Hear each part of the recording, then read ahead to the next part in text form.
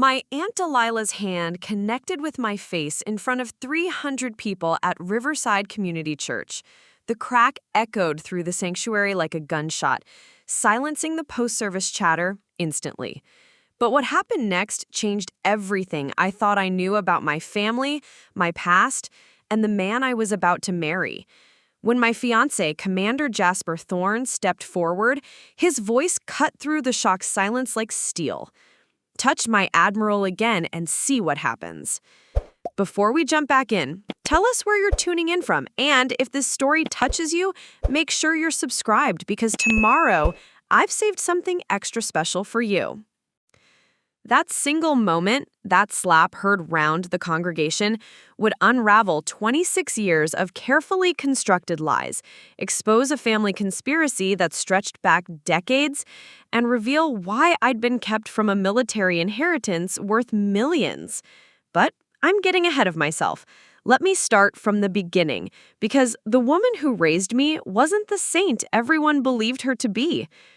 I am Lieutenant Commander Aria Blackthorne, though for most of my life, I believed my name was Aria Fitzgerald. I grew up in the small coastal town of Millbrook Harbor, raised by my father's sister, Delilah, after my parents allegedly died in a car accident when I was 4 years old. Delilah ran the local charity foundation and was considered a pillar of the community, always the first to volunteer, always quick with a casserole for grieving families, always reminding everyone how she'd sacrificed her own life to raise her poor orphan niece. For 22 years, I believed this story completely. I believed I was grateful to have such a devoted aunt. I believed my parents had been irresponsible young people who left me with nothing but debt. I believed Delilah when she said there was no extended family, no grandparents, no inheritance, just her struggling to make ends meet while raising someone else's child out of the goodness of her heart. I joined the Navy at 18, desperate to escape the suffocating gratitude I was expected to show for Delilah's sacrifice. The military gave me purpose, structure, and eventually rank. I excelled in naval intelligence, earned my commission, and worked my way up to lieutenant commander by age 26. The Navy became my real family, the family I thought I'd never had. It was during a joint training exercise at Norfolk Naval Base that I met Commander Jasper Thorne. He was everything I'd never known I wanted. Brilliant, principled, and completely unimpressed by the sob story I'd been telling about my tragic orphan childhood. Jasper came from a long line of Navy officers, and something about my background didn't sit right with his methodical military mind. "Aria," he said one evening as we walked along the beach near the base, "have you ever actually seen your parents' death certificates or tried to look up your family's military service records?" The question caught me off guard. Why would I need to see death certificates? Aunt Delilah handled all that when I was small. Because, sweetheart, something about your story doesn't add up. Your tactical thinking, your natural leadership, your instinctive understanding of naval strategy, that doesn't come from nowhere. That's inherited. But I dismissed his concerns. Delilah raised me, supported me through college, and even though we weren't close, she was family. The only family I had. When my fiancé, Commander Jasper Thorne, proposed 6 months ago, I insisted we have the engagement party in Millbrook so he could meet the woman who'd shaped my life. I wanted him to understand where I came from, to see the humble beginnings that made me appreciate everything the Navy had given me. The party was planned for the Sunday after morning service at Riverside Community Church, the same church where Delilah had dragged me every Sunday for 18 years, where I sat in the front pew listening to sermons about gratitude and honoring those who sacrifice for us. That Sunday morning started like any other. I wore my dress blues, something I'd never done in Millbrook Harbor before, but Jasper had insisted. "You've earned those bars, Admiral," he'd said, using the pet name that always made me laugh. He called me Admiral because he said I had the strategic mind for it, even if I wasn't there yet in rank. The service was typical Pastor Reynolds fire and brimstone, but I noticed something odd. Every time he mentioned honoring family or respecting elders, his eyes seemed to find me in the crowd. Delilah sat beside me, ramrod straight, Her jaw clenched in a way I'd never seen before. After the service, as the congregation filed out for coffee and fellowship in the social hall, I introduced Jasper to the community members. He was charming, respectful, asking thoughtful questions about the town's history and my childhood. Everything was going perfectly. Then Mrs. Pemberton, the church secretary who'd known me since I was small, approached with a warm smile. "Aria, dear, your young man here was asking about your family history. I was just telling him how proud your grandfather would have been to see you in that uniform. Admiral Theodore Blackthorne always said the Navy was in your blood." The world stopped spinning. "I'm sorry," I said slowly. "What did you just say?" Mrs. Pemberton looked confused. "Your grandfather, dear, Admiral Theodore Blackthorne. He used to come to service here every Christmas when you were little, before—" She trailed off, glancing nervously at Delilah. "Before what?" Jasper asked, his commander voice emerging. Mrs. Pemberton's face went pale. "Before well, I thought, Delilah, didn't you tell her?" That's when I felt it, the electric tension crackling through the air. I turned to look at my aunt, and for the first time in my life, I saw fear in her eyes. "Tell me what?" I demanded. The social hall had gone quiet, 300 people pretending not to listen while hanging on every word. Delilah's face twisted into something I'd never seen before. "You ungrateful little brat," she hissed. "After everything I've done for you, you bring this man here to dig up the past?" "What past?" I stepped toward her. "What grandfather? You told me I had no family." "You had no right to that family," she screamed, loud enough for the entire hall to hear. "They chose him over me, their precious son with his perfect military career, while I got nothing, nothing." The pieces started clicking together in my mind. Blackthorne. She'd called me ungrateful. There was family money, family history, family legacy that had been kept from me. "You lied to me," I whispered. "I saved you!" she shrieked. "I kept you from becoming another arrogant military brat who thinks the world owes them everything." That's when it happened. That's when 22 years of carefully controlled resentment exploded out of her in one violent moment. Her palm connected with my cheek so hard it snapped my head to the side, the sound echoing off the church walls like a thunderclap. 300 people gasped in unison. Several women screamed. Pastor Reynolds stepped forward with his hands raised. But before anyone else could move, before I could even process what had just happened, Commander Jasper Thorne stepped between my aunt and me. His voice, when it came, was deadly quiet, but somehow carried to every corner of that silent hall. "Touch my Admiral, again," he said, each word precisely enunciated, "and see what happens." The way he said it, not a threat, but a promise, not angry, but absolutely certain. And the way he called me Admiral, like it was my birthright, like it was something that had been stolen from me. In that moment, standing in that church social hall with my cheek burning and 300 witnesses holding their breath, I realized that everything I thought I knew about my life had been a lie, and the man standing beside me was about to help me uncover the truth. The slap that was supposed to silence me forever had just woken me up. Preparing and narrating the story took us a lot of time, so if you are enjoying it, subscribe to our channel. It means a lot to us. Now, back to the story. The drive back to Jasper's hotel was silent, except for the hum of his rental car engine and the occasional catch in my breath. My left cheek still burned where Delilah's palm had connected, but that physical sting was nothing compared to the emotional earthquake happening inside my chest. 26 years. 26 years of believing I was an orphan. 26 years of gratitude for scraps when I should have been claiming an inheritance. 26 years of thinking I came from nothing while my real family's legacy was being stolen from under my feet. I pressed my fingertips against the passenger window, watching Millbrook Harbor blur past. The same streets I'd walked as a child, the same buildings where everyone had smiled and waved at poor little Aria Fitzgerald. How many of them had known the truth? How many had watched Delilah parade me around like her charitable burden while knowing exactly whose granddaughter I really was? "Pull over," I whispered. What? Jasper glanced at me, concern creasing his forehead. Pull over, please. He immediately steered into the empty parking lot of Millbrook Elementary, my old school, the place where I'd sat through career days listening to other kids talk about their fathers' and grandfathers' military service, while I had nothing to contribute except stories about Aunt Delilah's charity work. The moment the car stopped, everything I'd been holding inside exploded outward. Not tears, I was beyond tears. It was something raw, deeper. A sound that came from the very core of my being as 26 years of lies crumbled around me. She let me believe I was nothing. She let me join the Navy thinking I was some charity case from a broken family. She let me struggle through officer training, believing I had no legacy, no bloodline, no right to be there. Jasper reached for my hand, but I couldn't sit still. I got out of the car and started pacing, my dress blues suddenly feeling like a costume instead of a uniform I'd earned through blood, sweat, and sleepless nights.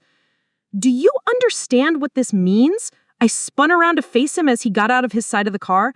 Every medal ceremony where I stood alone because I had no family to invite, every promotion where other officers had their parents pin on their new rank while I pinned on my own.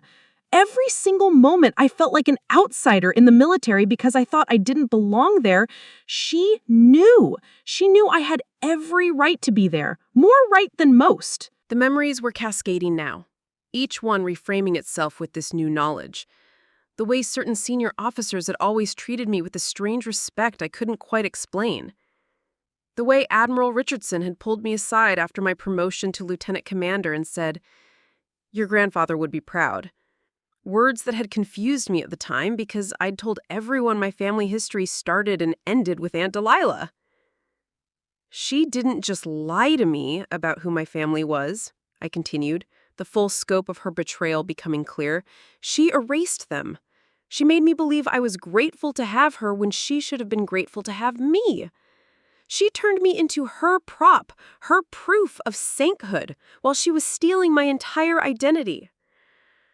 I thought about all the times she'd made subtle digs about my military obsession, how she'd sigh dramatically when I got accepted to the Naval Academy, saying she didn't understand where I got these ideas about being important, how she'd never once attended a single graduation, promotion ceremony, or military event, claiming she was too busy with charity work.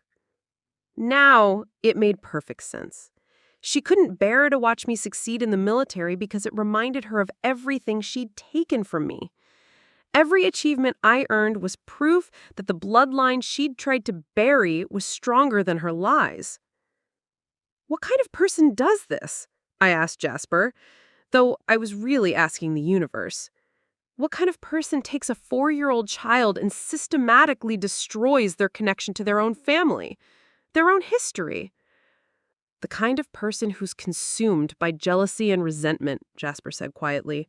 The kind who would rather burn down someone else's life than face their own failures. That's when the most painful realization hit me. She never loved me, I said, the words falling out like stones. All those years, I thought she was sacrificing for me out of love, but she wasn't raising me. She was punishing me. Every day for 22 years, she was punishing a little girl for having what she couldn't have. I leaned against the car, suddenly exhausted. The adrenaline from the church confrontation was wearing off, replaced by a bone-deep weariness that came from realizing your entire foundation was built on lies. My parents, I said suddenly. Jasper, what if they didn't die in a car accident? What if that's another lie? His jaw tightened.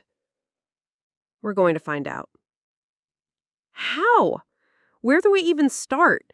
She's had 26 years to cover her tracks, 26 years to make sure no one would question her version of events. We start with what we know, he said, pulling out his phone. Admiral Theodore Blackthorne. Mrs. Pemberton said he used to come to church every Christmas when you were little. That means there are records, military records, church records. Someone in this town remembers more than they're saying. I thought about Mrs. Pemberton's face when she'd mentioned my grandfather, the way she'd gone pale when she realized she'd said something wrong, the way she'd looked at Delilah with what I now recognize as fear. "She's been terrorizing this town," I said slowly. "That's how she's kept the secret. She's made sure everyone's too scared to tell me the truth." "Not everyone," Jasper pointed out. Mrs. Pemberton flipped up, which means others might too if they know they're not alone in facing her. I straightened up, feeling something shift inside me. The wounded child who'd been slapped in front of 300 people was being replaced by the naval officer I'd trained to become, the strategic thinker, the problem solver. "You're right," I said. "She's maintained control through intimidation and isolation, but now her secret is out in the open, in front of witnesses. And now, you're not alone. You have me. You have your real military family, and you have every right to reclaim what was stolen from you." For the first time since the slap, I felt something other than pain and betrayal. I felt determination. Cold, calculated, military-grade determination. "She called me ungrateful," I said, touching my still tender cheek. "She said I had no right to that family. But she's wrong, Jasper. Dead wrong." "What are you thinking?"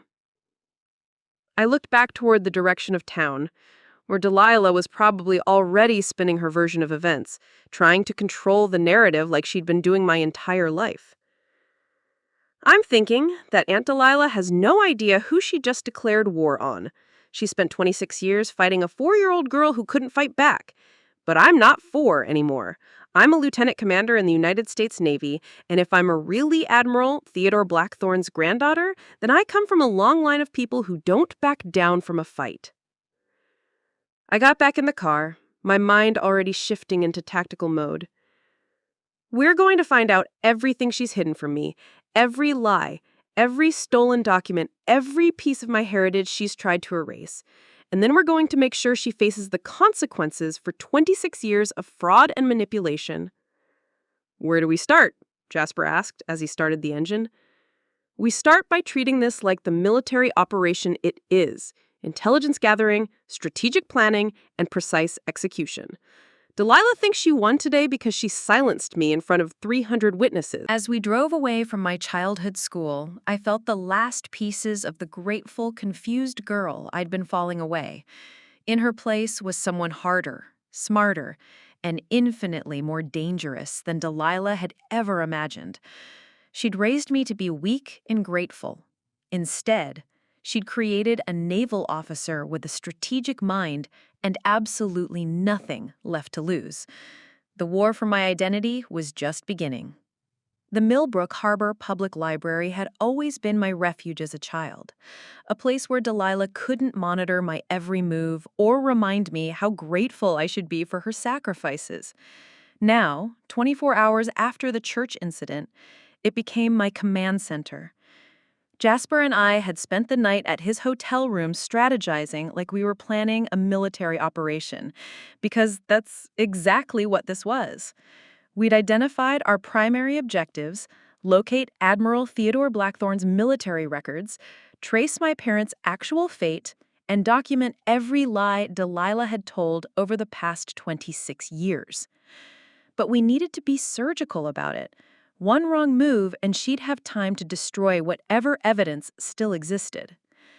The head librarian, Mrs. Caldwell, had worked there for 43 years. She remembered everything and everyone in Millbrook Harbor, which made her either our greatest asset or our biggest risk. When we walked through those familiar glass doors at 9 a.m. sharp, I could see the curiosity burning in her eyes behind wire-rimmed glasses. "Aria Fitzgerald," she said, though her voice carried a strange hesitation on my last name. "I heard about yesterday's incident at church." "It's Blackthorne," I corrected quietly. "My name is Aria Blackthorne." Her reaction was immediate and telling. Her face went pale, her hands trembled slightly as she adjusted her glasses, and she glanced nervously toward the reference section as if Admiral Theodore Blackthorne's ghost might materialize between the stacks. Mrs. Caldwell, Jasper said, stepping forward with his officer's bearing, we're researching Lieutenant Commander Blackthorne's family history for official Navy records. We need access to local newspapers, obituaries, and any historical documents related to the Blackthorne family. The use of my military rank and the official tone seemed to steady her. She nodded slowly, then motioned for us to follow her to the archive room, a section I'd never been allowed to access as a child.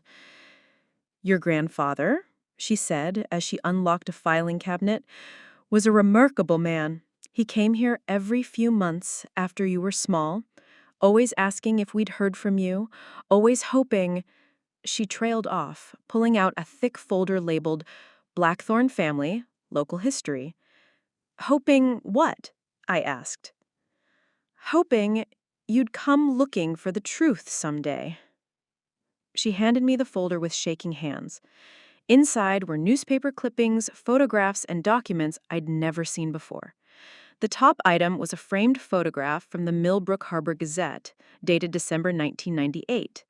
It showed a distinguished man in full Navy dress uniform standing next to a Christmas tree in this very library. The caption read, Admiral Theodore Blackthorne visits Millbrook Harbor during his annual Christmas pilgrimage, continuing his search for his missing granddaughter. Missing granddaughter. Mrs. Caldwell, my voice was barely steady. What happened to my parents? She sat down heavily in her chair, suddenly looking every one of her 71 years. Your father was Admiral Blackthorne's son, Lieutenant James Blackthorne. He married your mother, Catherine, against the family's wishes, not because they didn't like her, but because of the timing. James was being deployed to a dangerous assignment, and your grandfather thought they should wait. She pulled out another newspaper clipping, this one from 2001. The headline made my blood freeze. Local Navy officer and wife die in overseas training accident. They didn't die in a car accident in Millbrook Harbor. They died at a joint NATO training exercise in Germany. You were staying with Delilah for 2 weeks while they completed the training. It was supposed to be temporary. Jasper leaned over my shoulder to read the article. According to the report, Lieutenant James Blackthorne and his wife, Catherine, had been killed when their military transport vehicle hit a landmine during a routine convoy exercise. They were survived by their 4-year-old daughter, Aria Blackthorne. But here's what Delilah never told you, Mrs. Caldwell said, reaching for another document. Your parents left detailed instructions about your guardianship. They wanted you raised by your grandfather if anything happened to them. They specifically stated that Admiral Theodore Blackthorne should be contacted immediately and that you should be told about your military heritage and family history. She handed me a copy of what appeared to be a legal document. Last will and testament of James Edward Blackthorne and Catherine Marie Blackthorne. I scanned through the legal language until I found the relevant section. In the event of our simultaneous deaths, we designate Rear Admiral Theodore James Blackthorne as primary guardian of our daughter, Aria Catherine Blackthorne. We specifically request that she be raised with full knowledge of her military heritage and family history. Should Admiral Blackthorne be unable to serve as guardian due to military obligations, temporary custody may be granted to Delilah Fitzgerald, with the explicit understanding that she will facilitate regular contact between Aria and her grandfather and ensure Aria's connection to her naval legacy. The document was dated 6 months before their deaths. It was notarized, witnessed, and completely legal. Delilah violated their direct wishes, I said, my voice hollow with disbelief. That's not the worst part, Mrs. Caldwell said grimly. She pulled out a manila envelope marked Confidential, Blackthorne Estate. Your grandfather never stopped looking for you. When the military informed him of James and Catherine's deaths, he flew here immediately to take custody. But Delilah had already filed papers claiming you were too traumatized to be moved and that your parents had verbally expressed wishes for her to raise you permanently. She forged their wishes? Worse. She had you declared legally orphaned and pushed through an expedited guardianship claim while your grandfather was still arranging compassionate leave from his deployment. By the time he could contest it properly, she'd moved you out of your parents' house and told the entire town that the Blackthorns had abandoned you. Jasper's jaw was tight with controlled anger. What about the estate? The inheritance? Mrs. Caldwell's expression grew even graver. That's where it gets criminal. Your parents owned significant property. Their house, investments, military benefits, and family heirlooms worth hundreds of thousands of dollars. All of it was supposed to be held in trust for you until you turned 18, administered by your grandfather. She handed me a property deed, the house I'd driven past countless times as a child, thinking it belonged to strangers. The house where my parents had lived. My house. She claimed the estate was worthless debt and convinced a probate judge to let her sell everything to pay off the deceased's obligations.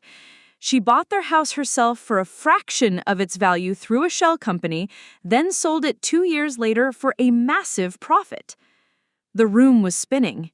She stole my inheritance and made me grateful for her charity. The manipulation goes deeper, Mrs. Caldwell continued. Every Christmas for 15 years, Admiral Blackthorne sent letters, gifts, and money for your education. Delilah intercepted everything. She deposited the money into accounts she controlled and told everyone in town that your grandfather was too ashamed of his son's poor choices to maintain contact. She showed me copies of bank statements. Over 18 years, Admiral Blackthorne had sent nearly $200,000 for your care and education. Money that should have paid for private schools, college tuition, and given you opportunities Delilah claimed we couldn't afford. Where did the money go? Jasper asked. Into Delilah's charity foundation, Mrs. Caldwell said with disgust. She used your grandfather's guilt and love to fund her entire operation. The foundation that made her famous in this town was built with money intended for you. I thought about all the years I'd worked multiple jobs to pay for college, all the scholarships I desperately applied for, all the times Delilah had sighed about the financial burden of raising someone else's child. She'd been sitting on a fortune meant for me the entire time. Why are you telling us this now? Why didn't anyone speak up before? Mrs. Caldwell's face crumpled with what looked like decades of guilt. Because she threatened us. All of us. She said if anyone contacted your grandfather or told you the truth, she'd make sure the town knew we were trying to confuse a traumatized child for money. She painted herself as your protector, and anyone who questioned her as opportunists trying to exploit an orphan. But you kept records, Jasper observed. Your grandfather made me promise. The last time he came here, in 2010, he was dying of cancer. He brought all these documents and begged me to keep them safe. He said someday you'd come looking for the truth, and when you did, I should give you everything. She handed me a sealed letter with my name written in shaky handwriting across the front. He died 6 months later, still hoping he'd see you again. My hands shook as I opened the envelope. Inside was a letter dated 3 months before his death, written in the careful script of a dying man who had something important to say. My dearest Arya, if you are reading this, it means the truth has finally found its way to you. I want you to know that not a single day passed that I didn't think about you, didn't try to find a way to bring you home where you belonged. Your father was the finest officer I ever served with, and your mother was the strongest woman I ever knew. They would be so proud of the person I know you've become. I've left everything I could for you, not just money and property, but the truth about who you are and where you come from. You are the granddaughter of 5 generations of naval officers. Leadership, honor, and courage run in your blood. Whatever lies you've been told, whatever doubts you've carried, know this. You belong in that uniform. You've earned every rank you wear, and the Blackthorne name has never been carried by anyone more worthy. Find your truth, reclaim your heritage, and know that somewhere beyond this world, your parents and I are watching you with immense pride. The Navy didn't just gain an officer when you enlisted, it gained a Blackthorne. Make them remember what that means. With all my love and respect, your grandfather, Admiral Tithora James Blackthorne. I read the letter 3 times before the tears made it impossible to continue. 26 years of questions answered. 26 years of feeling like an outsider explained. 26 years of gratitude for scraps revealed as the cruelest manipulation imaginable. There's more, Mrs. Caldwell said gently. Bank accounts, property deeds, family heirlooms that are legally yours. Your grandfather never stopped fighting for you, even when the courts sided with Delilah. He documented everything, built an ironclad case, and left it all waiting for the day you'd be old enough to claim it. She handed me a thick legal folder. This is why Delilah slapped you yesterday. She knows her time is up. You walking into that church in your dress blues with questions about your family, it's her worst nightmare coming true. I looked at Jasper, who had been quietly photographing every document with his phone. How much are we talking about? Conservative estimate, Mrs. Caldwell calculated mentally. The intercepted money, the stolen property sales, the fraudulent estate liquidation, plus interest and penalties for fraud, probably close to $2 million. But that's not counting the family properties your grandfather left directly to you or the emotional damages from 26 years of psychological manipulation. $2 million. The poor orphan Delilah had raised on charity was actually an heiress she'd systematically robbed for over 2 decades. Mrs. Caldwell, I said, standing up with military precision, I need you to make copies of everything in this room related to my family. Every document, every photograph, every piece of evidence. What are you planning? She asked, though her tone suggested she already knew. I'm planning to show Aunt Delilah exactly what happens when you steal from a Blackthorne. She's had 26 years to enjoy my inheritance. Now it's time to pay it back, with interest. The investigation phase was complete. Now came the war. Armed with 2 decades worth of evidence and a grandfather's dying wish for justice, Jasper and I developed what he called Operation Homecoming, a systematic approach to dismantling Delilah's web of lies by turning her own community against her. But we couldn't just storm into town making accusations. We needed allies, witnesses, and most importantly, we needed people to come forward voluntarily with information they'd been too frightened to share. Our first target was Pastor Reynolds at Riverside Community Church. The man had been watching Delilah's performance for over 25 years, had seen her parade me around as her charitable burden while accepting praise for her selfless sacrifice. If anyone understood the scope of her deception, it would be the person who'd given her a platform to display her false righteousness every Sunday. We arrived at the church rectory at 2 p.m. on Tuesday, exactly when Pastor Reynolds held his weekly office hours. The building sat behind the main church, a modest white cottage surrounded by carefully maintained rose gardens that Delilah's volunteer crews had planted and tended for years. Even her charitable works had been funded with my stolen inheritance. Pastor Reynolds answered the door himself, a tall man in his 60s, with silver hair and kind eyes that had watched me grow up believing lies. When he saw me standing on his doorstep in civilian clothes, his face immediately tensed with what looked like anticipated confrontation. Arya, he said carefully, glancing at Jasper in his navy dress uniform. Have you been? I've been expecting you. Have you? I asked. Why would that be, Pastor? He stepped aside to let us into his office, a book-lined room that smelled of coffee and old leather. The walls were covered with photographs of church events, community service projects, and milestone celebrations. In at least a dozen of those photos, I could see younger versions of myself standing next to Delilah, both of us smiling for the camera while she accepted recognition for her generous spirit. Because, he said, settling behind his desk, Sunday's incident was bound to have consequences, and because I've been carrying the guilty conscience for longer than I care to admit. That wasn't the response I was expecting. Jasper and I exchanged glances before I leaned forward. What kind of guilty conscience?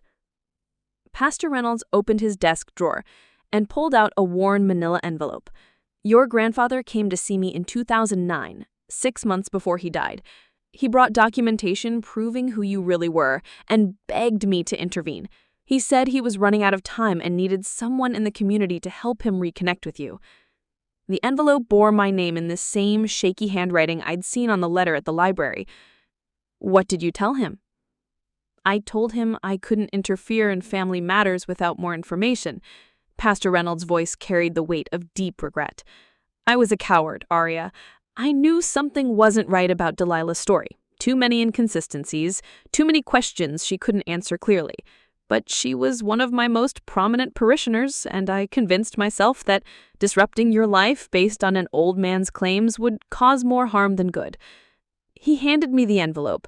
Inside were copies of everything we'd already seen at the library, plus several additional documents, including what appeared to be a formal complaint Pastor Reynolds had filed with the County Social Services Department in 2010. After your grandfather died, and I realized I'd let my last chance to help him slip away, I started my own investigation. I discovered that Delilah had been intercepting mail addressed to you, that she'd been depositing money into accounts she controlled, and that her charity foundation's finances didn't match her claims about struggling to support an orphaned child. Why didn't you act on it? Jasper asked, his tone carefully neutral but unmistakably military. Because she threatened to destroy me and the church. Pastor Reynolds' admission was barely above a whisper. She said if I tried to confuse you with lies about dead relatives, she'd tell the entire congregation that I was trying to steal money intended for orphan children. She reminded me that half the church board consisted of people whose businesses depended on her foundation's support. I thought about the power structure in Millbrook Harbor, how Delilah's charity work had made her the unofficial queen of the community, how businesses competed for her foundation's endorsement, how politicians courted her support during election seasons. She hadn't just stolen my identity, she'd used my stolen inheritance to build a network of people who were financially invested in protecting her reputation. But you kept the documentation, I observed. I kept everything your grandfather gave me and everything I discovered afterward. I told myself that someday I'd find the courage to tell you the truth or that you'd figure it out on your own and need proof. He gestured toward a filing cabinet in the corner. I have records going back to 2001, including correspondence with social services, financial irregularities I documented, and statements from community members who had questions about Delilah's version of events. What kind of statements? Pastor Reynolds pulled out another folder. Mrs. Henderson from the post office noticed that mail addressed to Arya Blackthorne kept arriving for years after you'd supposedly been legally adopted as Arya Fitzgerald. She asked me what she should do with it. What did you tell her? I told her to give it to Delilah, which I now realize was completely wrong. But Mrs. Henderson kept copies of the postal logs showing regular mail from Admiral Blackthorne, military correspondence, and what appeared to be legal documents addressed to you personally. Jasper leaned forward. Is Mrs. Henderson still alive? Very much so. And she's been carrying guilt about this for years. When I called her yesterday to tell you that you'd discovered the truth, she broke down crying. She said she'd been hoping someone would eventually ask the right questions. Who else knows? I asked. Pastor Reynolds consulted a handwritten list on his desk. At least 15 people in town have pieces of the puzzle. The bank manager who processed deposits from Admiral Blackthorne, the real estate agent who handled the sale of your parents' house. She always thought the transaction seemed suspicious. The florist who delivered arrangements to your parents' graves every year on behalf of your grandfather, until Delilah told them to stop coming. Even Dr. Marcus, who was your parents' physician and knew their wishes regarding your guardianship. Dr. Marcus is still practicing? Retired now, but he specifically asked me to contact him if you ever started asking questions. He has medical records that contradict some of Delilah's claims about your emotional state as a child. This was exactly what we needed, a network of witnesses who'd been silenced by fear, but were ready to speak up now that someone was finally asking the right questions.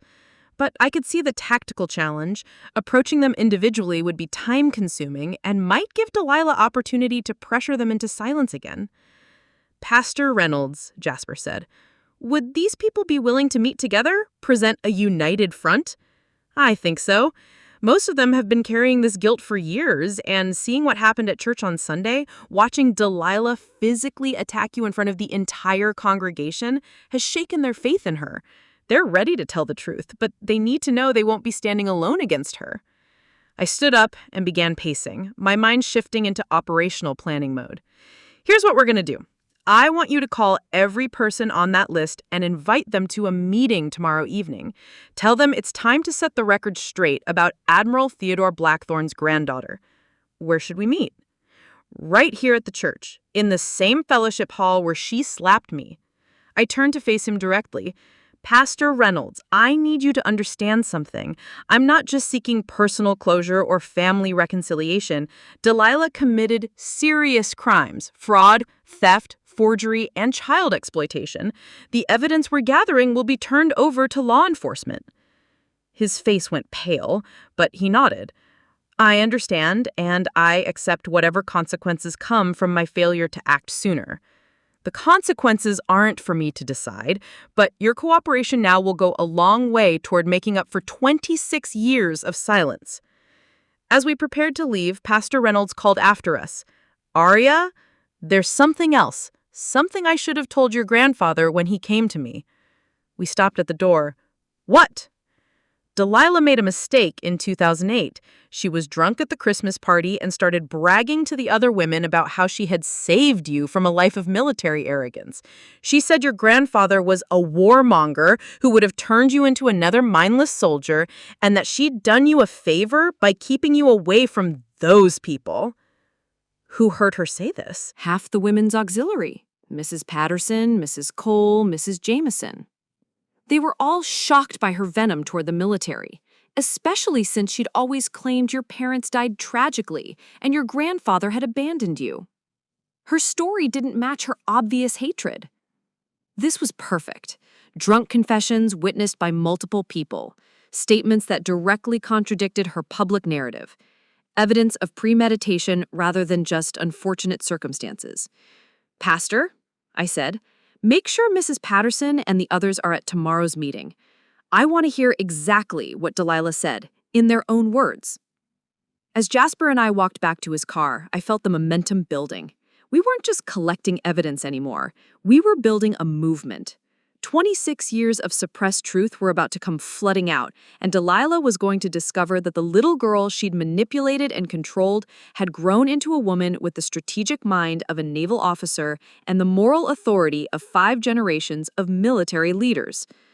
What's our next move? Jasper asked as we drove away from the church. I said, we pay a visit to Mrs. Henderson at the post office. If she's been keeping postal logs of intercepted mail, she's sitting on evidence of federal mail fraud. And then we're going to visit Dr. Marcus. If he has medical records that contradict Delilah's claims about my psychological state, that's evidence of perjury in her guardianship petition. And after that, I smiled, feeling the tactical advantage shifting decisively in our favor. After that, we're going to plan the most important family reunion in Millbrook Harbor's history. Tomorrow evening, in that fellowship hall, the entire town is going to learn the truth about what Delilah Fitzgerald did to Admiral Theodore Blackthorne's granddaughter. The strategic approach was working perfectly. By tomorrow night, Delilah would be facing not just 2 people with questions, but an entire community demanding answers she couldn't give. The fellowship hall at Riverside Community Church had never hosted a gathering quite like this one. By 7 p.m. on Wednesday evening, 18 people had assembled in the same room where Delilah had slapped me 3 days earlier. The irony wasn't lost on anyone. We were meeting in the very space where she had performed her greatest theatrical moment, surrounded by witnesses who were finally ready to expose the 26-year performance that had preceded it. I sat at the head table with Jasper beside me, facing a semicircle of Millbrook Harbor residents who'd been carrying pieces of my stolen life in their memories for decades. Pastor Reynolds had done his job well. Every person on his list had come, and several had brought additional evidence I hadn't known existed. Mrs. Henderson from the post office was clutching a shoebox filled with what she'd whispered were postal irregularities spanning 2 decades. Dr. Marcus, now 83, but sharp as ever, had brought a leather medical bag that apparently contained far more than just old prescription records.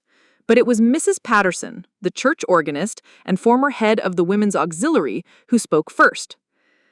"Aria, dear," she began, her voice trembling with what sounded like 26 years of suppressed guilt, "I need to tell you about Christmas Eve 2003. You were 7 years old, and your grandfather came to our midnight service." This was new information. According to everything we'd discovered, Admiral Blackthorne's visits had been limited to brief research trips to the library and unsuccessful attempts to contact church leadership. "He didn't just attend the service," Mrs. Patterson continued. "He waited outside in the parking lot afterwards, hoping to see you. When you came out with Delilah, he approached her directly." The room fell silent. This was the first eyewitness account of direct contact between my grandfather and Delilah that anyone had mentioned. "What happened?" I asked, though my stomach was already tightening with dread. "He introduced himself as your grandfather and asked if he could speak with you, just for a few minutes. He had Christmas presents in his car and wanted to tell you about your parents." Mrs. Patterson dabbed at her eyes with a tissue. Her reaction was terrifying. She started screaming that he was a stranger trying to kidnap you, that he was a dangerous old man who had abandoned his family and had no right to be near children. Several people in the room nodded grimly, clearly remembering the incident. "But here's what made it so wrong," Mrs. Patterson continued. "You recognized him, Aria.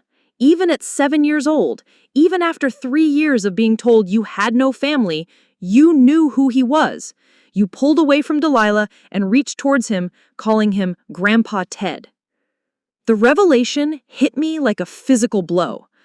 I had memories of that Christmas Eve, vague, dreamlike recollections I'd always dismissed as childhood fantasies about having a grandfather who might come find me. But they weren't fantasies. They were suppressed memories of the last time I'd seen my real family. "What did Delilah do?" Jasper asked, his voice carefully controlled. "She grabbed you and told everyone that strangers sometimes try to confuse children by pretending to be relatives. She said your grandfather had abandoned you to strangers and was now trying to manipulate you for his own selfish purposes." Mrs. Patterson's voice grew stronger, anger finally overriding decades of intimidation. "But we all saw your reaction, Aria. Children don't reach towards strangers. Children don't call strangers grandpa unless they remember them." Dr. Marcus cleared his throat and opened his medical bag. "That incident is documented in your medical records, Aria. Delilah brought you to me the next day claiming you'd had a psychological episode in the church parking lot. She said you were creating fantasy relatives and needed medication to prevent further delusions." He pulled out a thick file folder.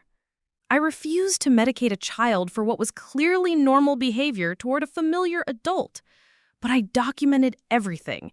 Your exact words about remembering Grandpa Ted, your description of his house by the ocean, your questions about why you couldn't see him anymore. These weren't delusions. They were accurate memories." "Delilah insisted you were mentally unstable," Dr. Marcus continued.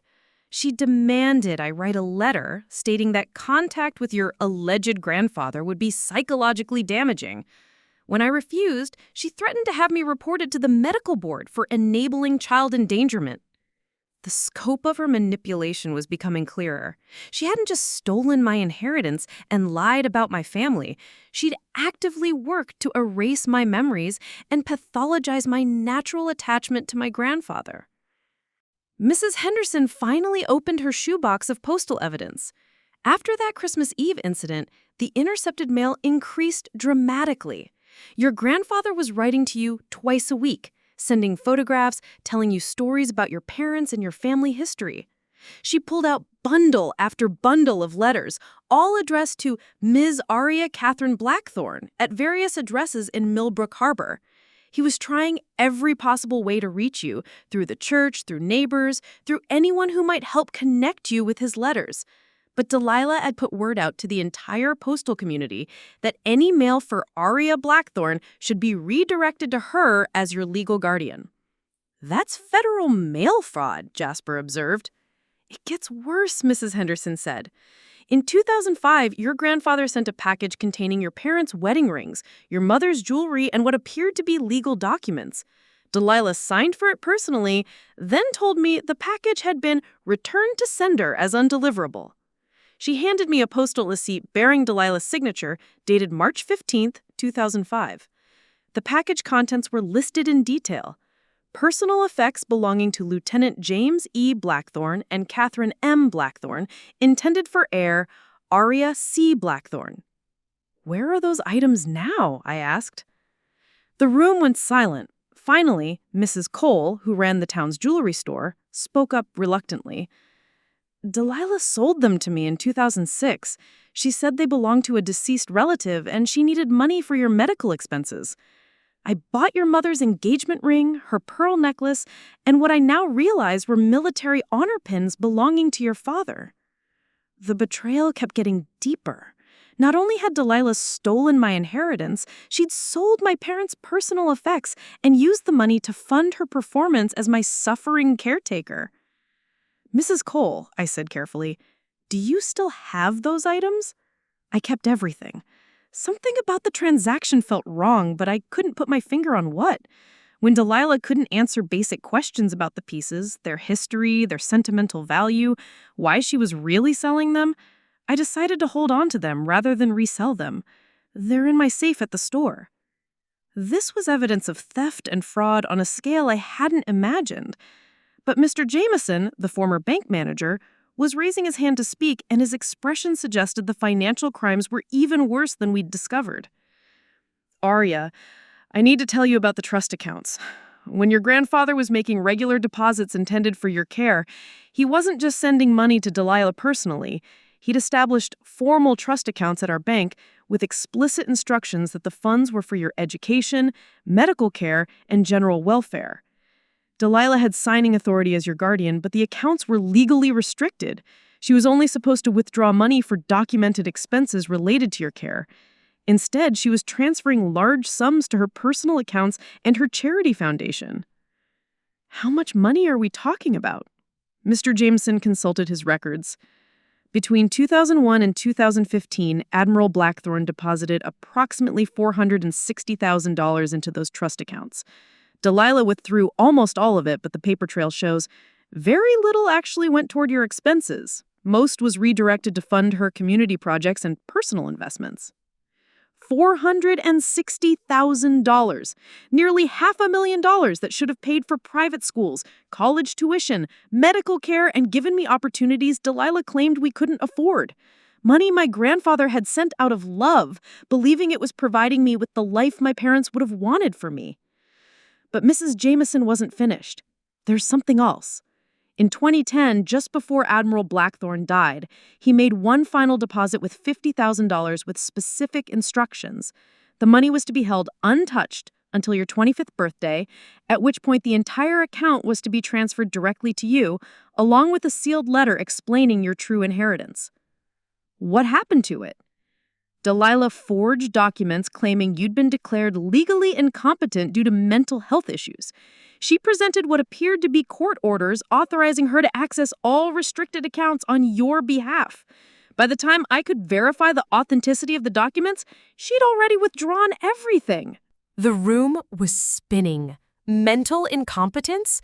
She'd not only stolen my money and my identity, she'd legally declared me insane to cover her tracks. Dr. Marcus leaned forward. "That's impossible. I was your primary physician throughout your teenage years. I never diagnosed you with any mental health condition that would justify legal incompetence. I never provided any medical testimony supporting such a declaration." "Then how did she get court orders?" Jasper asked. Pastor Reynolds looked sick. Because she didn't use Dr. Marcus. In 2009, she started taking you to a psychiatrist in Riverdale, Dr. Edwin Marsh. She told everyone you were having behavioral problems and needed specialized treatment. I searched my memory and found nothing. No psychiatrist visits, no behavioral problems, no specialized treatment. I never saw any psychiatrist named Dr. Marsh. Because you never needed to, Pastor Reynolds said.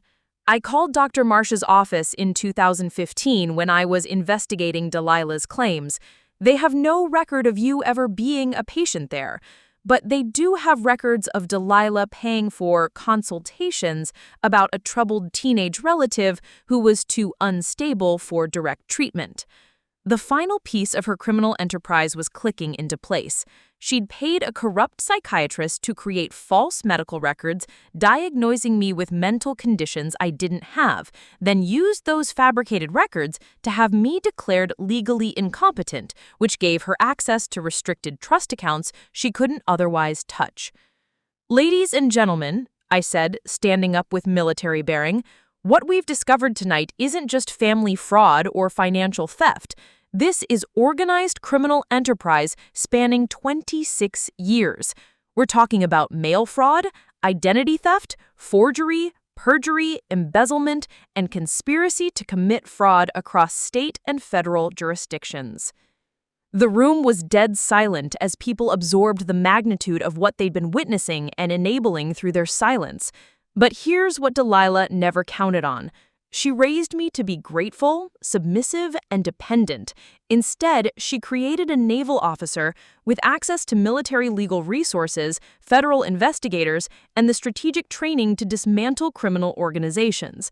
She thought slapping me in front of this community would silence me forever. Instead, she just declared war on someone who's trained to win them. I looked around the room at faces that had watched me grow up believing lies. Tomorrow morning, every piece of evidence we've discussed tonight will be turned over to federal authorities. The FBI handles cases involving postal fraud, identity theft, and financial crimes crossing state lines. The Naval Criminal Investigation Service will investigate crimes against military families, and the IRS will be very interested in a charity foundation built with stolen trust fund money. Mrs. Patterson raised her hand, tentatively. Arya, what do you need from us? I need you to tell the truth. All of it. To federal investigators, to prosecutors, to anyone who asks. Delilah controlled this community through fear and intimidation for 26 years. But she made one critical mistake. She left witnesses to everything she did, and now those witnesses are ready to speak. As people began filing out of the fellowship hall, carrying the weight of 26 years of suppressed truth, I realized that tomorrow would begin the most important phase of Operation Homecoming. We weren't just seeking personal justice anymore. We were dismantling a criminal organization that had used my stolen identity to build an empire of lies. By Thursday morning, word of the fellowship hall meeting had spread through Millbrook Harbor like wildfire. Jasper and I were having breakfast at Rosie's Diner when I noticed the whispered conversations stopping abruptly whenever we walked by, the nervous glances, the way people seemed to be choosing sides in a conflict that had been brewing underground for 26 years. What I didn't expect was the phone call that came at 8:47 a.m. while we were reviewing our notes for the FBI meeting scheduled later that afternoon. Arya? The voice was shaky, elderly, and completely unfamiliar. This is Margaret Steinberg. I'm calling from Portland, Oregon. I saw the news about your situation. What news? I hadn't realized any media outlets had picked up the story yet. Channel 7 ran a piece this morning about a Navy officer discovering she was the victim of a decades-long fraud conspiracy in a small coastal town. They didn't name you specifically, but they mentioned Admiral Theodore Blackthorne and showed footage of Riverside Community Church. I knew immediately they were talking about you. My heart stopped. How did you know? Because, dear child, I'm your grandmother, your mother's mother. I've been searching for you for 26 years. The phone nearly slipped from my hands. That's impossible. Delilah said both sides of my family were dead. She said there was no one left. Margaret Steinberg's voice broke with what sounded like decades of suppressed grief. Your Aunt Delilah told everyone that your mother's family had disowned Catherine when she married your father. She claimed we'd refused to help after the accident and wanted nothing to do with you. None of that was true. I sank into my chair, gesturing frantically for Jasper to come listen. What really happened? When your parents died, both your grandfather and I flew to Millbrook Harbor immediately. We arrived within hours of each other, both demanding custody. Delilah was already there, and she played us against each other brilliantly. What do you mean? She told your grandfather that your mother's family was contesting his custody claim, trying to keep you away from your military heritage out of spite. She told us that your grandfather was using his military connections to have you declared a ward of the state so he could control your inheritance. Neither story was true, but we were both grieving and not thinking clearly. The manipulation was even more sophisticated than we'd discovered. Delilah hadn't just stolen me from one side of my family. She'd orchestrated a conflict between both sides to ensure neither could challenge her custody claim effectively. While we were fighting each other in court, arguing over who had the stronger claim and who could provide better stability for a traumatized child, Delilah quietly filed her own petition, claiming that our family conflict was proof that placing you with blood relatives would be detrimental to your emotional recovery. The judge sided with her? The judge saw two families at war with each other and one woman who seemed to be putting your needs first. Delilah presented herself as the neutral party who could protect you from our toxic family dynamics. She had letters from local residents supporting her character, documentation of her charitable work, and temporary custody papers your father had signed for your 2-week stay. I closed my eyes, seeing the tactical brilliance of her long-term planning. She'd turned my loving grandparents into obstacles to my well-being, then positioned herself as my savior from their alleged dysfunction. Mrs. Steinberg, Jasper said, leaning toward the phone, did you maintain any contact with Admiral Blackthorne after the custody decision? We tried, but Delilah had convinced both of us that the other side was the enemy. Every time Theodore tried to contact me to coordinate visits or share information about Arya, I thought he was trying to manipulate the situation for his own benefit. Every time I reached out to him, he probably thought the same about me. So neither of you knew what the other was doing to try to help me? Not until 2010, when we finally connected after Theodore's cancer diagnosis. By then, we realized we'd been played against each other for 9 years, while Delilah systematically erased you from both our lives. My mind was reeling. You've known each other for 15 years? You've been working together? We've been building a case together, dear. Every intercepted letter, every blocked phone call, every lie Delilah told to keep us away from you, we documented everything. When Theodore died, he left me all his evidence, and I continued the investigation. Why didn't you contact me directly? Margaret's voice grew heavy with regret. Because Delilah was smarter than we were. She'd convinced the courts that any contact from your estranged grandparents would be psychologically damaging.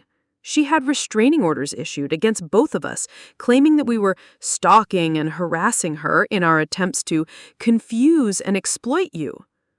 Restraining orders, legal documentation that would make any contact from my real family appear threatening and unwelcome? Another layer of protection for her criminal enterprise.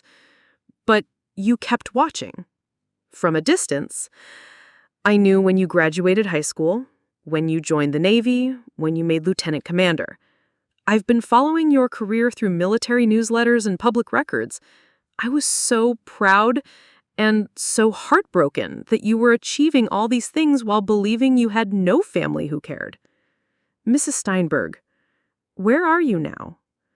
I'm at Portland International Airport, boarding a flight to Boston. I should be in Millbrook Harbor by tonight. It's time this ended, and I'm not letting that woman steal one more day of my granddaughter's life.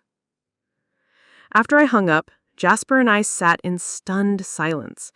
The criminal conspiracy was even larger than we'd imagined. Delilah had manipulated legal systems across multiple jurisdictions, created false family conflicts, and used restraining orders to legitimize her isolation tactics. But our analysis was interrupted by the diner's front door chiming violently. Delilah herself strode in, her face flushed with rage and desperation. She'd clearly been awake all night, probably fielding calls from community members who were no longer willing to maintain her conspiracy of silence. The entire diner fell silent as she marched directly to our table. "You ungrateful little bitch," she hissed loud enough for everyone to hear. "After everything I sacrificed for you, this is how you repay me?" "Delilah," I said calmly, "you might want to be careful about making public threats. There are witnesses here, and federal investigators arrive this afternoon." "Federal investigators?" Her voice cracked slightly. "You're bluffing." "FBI specializes in mail fraud and identity theft.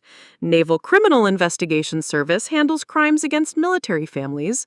IRS investigates charity fraud. Pick your favorite agency. They'll all be here by 3 p.m. For the first time since Sunday's church incident, I saw genuine fear in her eyes. But instead of retreating, she doubled down with the desperation of someone who knew her world was collapsing. "You think you're so smart with your military boyfriend and your fancy uniform, but you have no idea what I've sacrificed, what I've given up to raise a selfish, entitled brat who never appreciated anything." "What you sacrificed?" I stood up, my voice carrying the authority I'd learned to command in the Navy. "You sacrificed my relationship with my grandparents. You sacrificed my inheritance. You sacrificed my parents' memory. You sacrificed my identity. But you didn't sacrifice anything of your own. You stole everything of mine." "I saved you," she screamed. "Your precious grandfather would have turned you into another arrogant military robot. Your mother's family would have spoiled you rotten. I gave you discipline, humility, gratitude. You gave me lies. I gave you a better life than you deserved." The mask was completely off now. 26 years of resentment, jealousy, and calculated cruelty were pouring out of her in front of 30 witnesses. But her next words revealed the true depth of her pathology.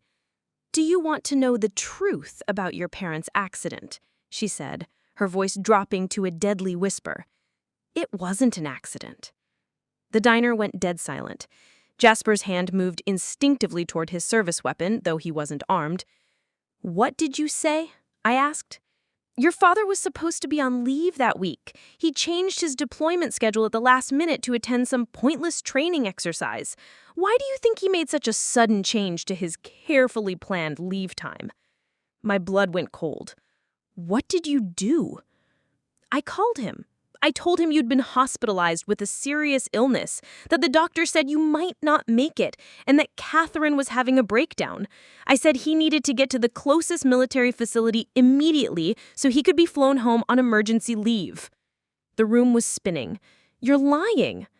The training exercise he volunteered for, the convoy route that happened to hit a landmine? Pure coincidence, of course. I had no way of knowing that sending him to that base on that day would result in an accident. But her smile said otherwise. Her smile said she'd known exactly what she was sending him into. "You killed my parents," I whispered. "I gave myself an opportunity," she corrected. "Your father's sense of duty and your mother's trust in family made that opportunity possible. The accident was just fortunate timing." I was across the diner and had her by the throat before anyone could react. Military training took over, and I found myself applying a blood choke that would render her unconscious in seconds. But Jasper's voice cut through my rage. "Arya, stand down. That's not how we do this." I released her, stepping back while she gasped and stumbled. But she wasn't finished destroying herself. "You want to know what's really funny?" she wheezed. "Both your grandparents spent years searching for you, never knowing how close they came. Your grandmother Margaret drove through town at least a dozen times. Once she was in this very diner sitting 2 tables away from us, and you never knew. I made sure you never knew." "You're confessing to conspiracy to commit murder," Jasper said, his phone already recording, "in front of 30 witnesses." "I'm confessing to nothing," Delilah snapped, but her eyes showed the wild desperation of someone who realized she'd just destroyed her own defense. "You can't prove any of it." "We don't have to," I said. "You just did it for us." As if summoned by the chaos, Sheriff Morrison walked through the diner door, followed by 2 men in dark suits who had "Federal Agent" written all over them. "Ma'am," Sheriff Morrison said to Delilah, "I need you to come with us. You're under arrest for conspiracy to commit fraud, mail theft, and identity theft. These gentlemen from the FBI would like to ask you some questions." As they handcuffed her, her final words echoed through the silent diner. "You'll never prove I killed them, and you'll never get back the years I stole from you. I won." But looking around at the faces of 30 people who just witnessed her confession, I realized she was wrong on both counts. The turning point had arrived, and Delilah Fitzgerald had just ensured her own destruction. The FBI field office in Portland had been transformed into a war room within hours of Delilah's arrest. Special Agent Rebecca Torres, a 20-year veteran of financial crimes investigations, had assembled a task force that included representatives from the Naval Criminal Investigation Service, the IRS Criminal Investigation Division, and the U.S. Postal Inspection Service. What had started as a family fraud case had exploded into a multi-agency investigation involving conspiracy, murder for hire, and organized financial crimes spanning 3 decades. I sat at the head of the conference table in my dress blues, flanked by Jasper and my newly arrived grandmother, Margaret Steinberg. At 74, Margaret had the same steel in her spine that I recognized in military families, the backbone of someone who'd spent decades fighting bureaucracy and corruption to protect the people she loved. She'd driven straight from the airport to the federal building, carrying 2 suitcases full of evidence she and her grandfather had accumulated over 26 years of investigation. "Lieutenant Commander Blackthorne," Agent Torres began, spreading crime scene photos across the table, "we need to walk through the timeline of your parents' deaths one more time. Based on your aunt's confession at the diner, we're treating this as a potential homicide conspiracy."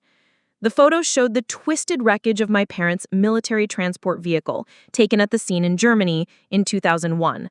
I'd never seen them before. Delilah had always claimed the accident was too traumatic for me to know details. Now I understood why she'd kept me away from the truth. According to military records, Agent Torres continued, Lieutenant James Blackthorne was scheduled for 2 weeks of leave beginning March 15, 2001. Instead, he volunteered for an emergency deployment to a joint NATO training exercise on March 12th. His commanding officer noted that the volunteer request was unusual because your father had specifically requested leave time to spend with his family. Delilah admitted she called him with false information about me being hospitalized, I said. She made him believe I was dying and that my mother was having a breakdown. Agent Campbell from NCIS leaned forward. We've obtained phone records from March 2001. 3 calls were made from Delilah Fitzgerald's home phone to Lieutenant Blackthorne's base between March 10th and March 12th. The timing matches her confession perfectly. Margaret opened one of her suitcases and pulled out a hand-written letter. This is from James, sent to me the day before he left for that training exercise. He was worried about Delilah's phone calls and asked me to check on Aria and Catherine personally. He said something felt off about the emergency, but he couldn't ignore the possibility that his daughter was truly in danger. She handed me the letter, and I recognized my father's careful handwriting from the military documents we'd found at the library. His words, written just days before his death, showed he'd sensed something was wrong, but had been trapped by his own sense of duty and love for his family. The convoy route Lieutenant Blackthorne's unit took had been classified as high risk for IED attacks. Standard protocol was to use that route only for essential missions with full security details. The training exercise he volunteered for was considered non-essential, but because he'd specifically requested it as an emergency deployment, exceptions were made to accommodate him. So, Delilah's lie directly resulted in my parents being placed in a dangerous situation they otherwise would have avoided, I said. That's our working theory, but we need more than her diner confession to build a prosecutable case for conspiracy to commit murder. Agent Torres activated a laptop screen showing financial records.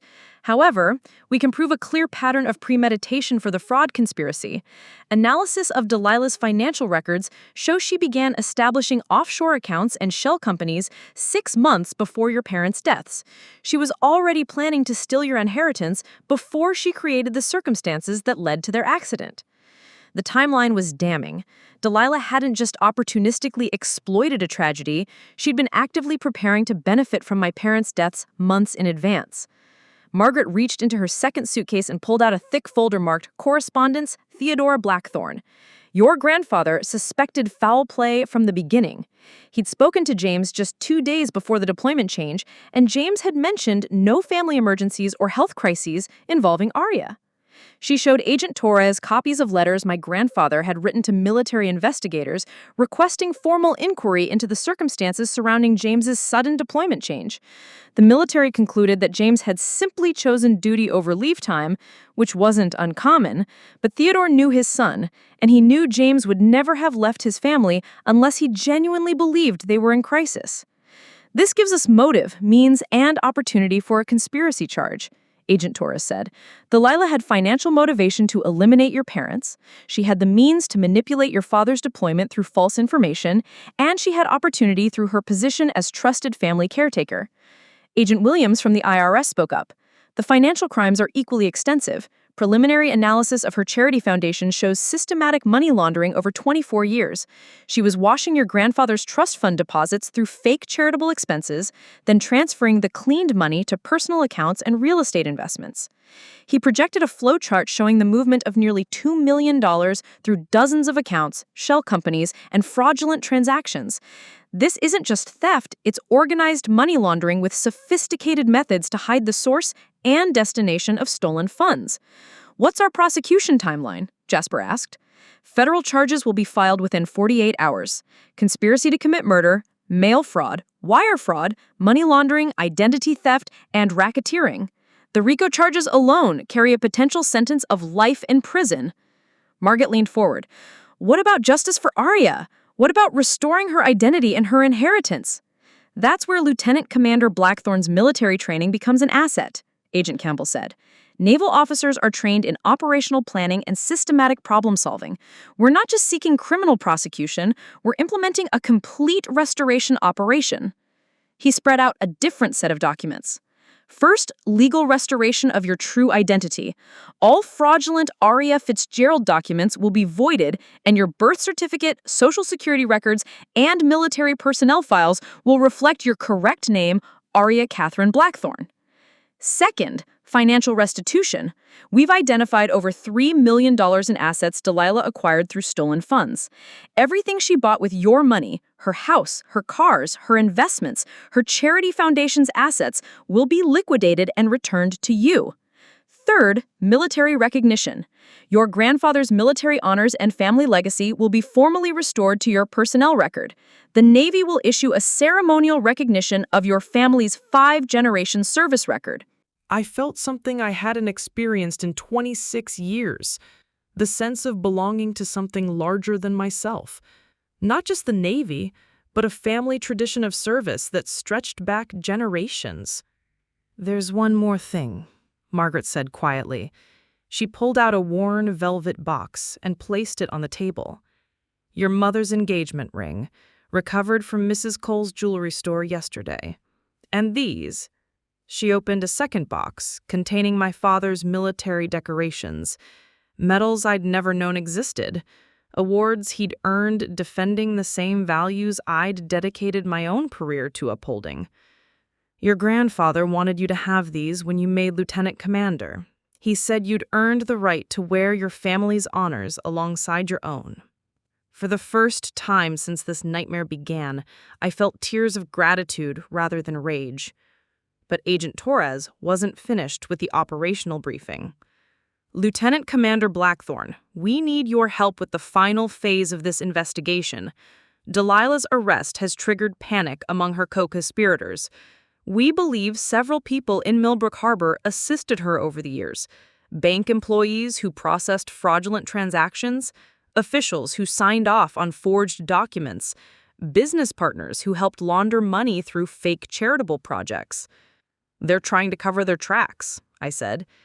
Exactly. But you have something we don't. Credibility in that community and military training in intelligence operations. We want you to go back to Millbrook Harbor, not as a victim seeking answers, but as a federal asset helping us roll up an entire criminal network. Jasper straightened in his chair. You want her to run an undercover operation against her own hometown? With full federal support and protection, Agent Torres clarified. Lieutenant Commander Blackthorne returns to town as a Navy officer whose family has been vindicated, whose inheritance has been restored, and who's graciously willing to help the community heal from this tragedy. Meanwhile, she's wearing a wire and gathering evidence against anyone who helped Delilah maintain her criminal enterprise. The tactical challenge was perfect for my skill set. Instead of being the grateful orphan returning to thank her community, I'd be a federal asset with the training and authority to identify and prosecute everyone who'd been complicit in my family's destruction. When do we start? I asked. Margaret smiled, the first genuine smile I'd seen from her since we met. That's exactly what your grandfather said when he decided to fight back against the people who stole you from us. You are definitely Theodore Blackthorne's granddaughter. Agent Torres stood up. Operation Homecoming Phase 2 begins tomorrow morning. Lieutenant Commander Blackthorne returns to Millbrook Harbor, but this time she's going home as herself, and she is bringing the full weight of the federal government with her. As we left the federal building, I realized that for the first time in 26 years, I wasn't walking away from my problems. I was walking toward the final battle to reclaim everything that had been stolen from me. Armed with the truth, supported by real family, and backed by agencies with the power to deliver justice. Delilah Fitzgerald had raised me to be weak and grateful. Instead, she'd created a federal asset with every reason to destroy the criminal network she'd spent decades building. The war for my identity was about to become a rout. I returned to Millbrook Harbor on a crisp Saturday morning, driving a black government sedan with federal plates, and wearing my dress blues with every ribbon and decoration I'd earned over 8 years of naval service. But pinned alongside my own medals were my father's military honors and my grandfather's Admiral stars. Family legacy finally restored to where it belonged.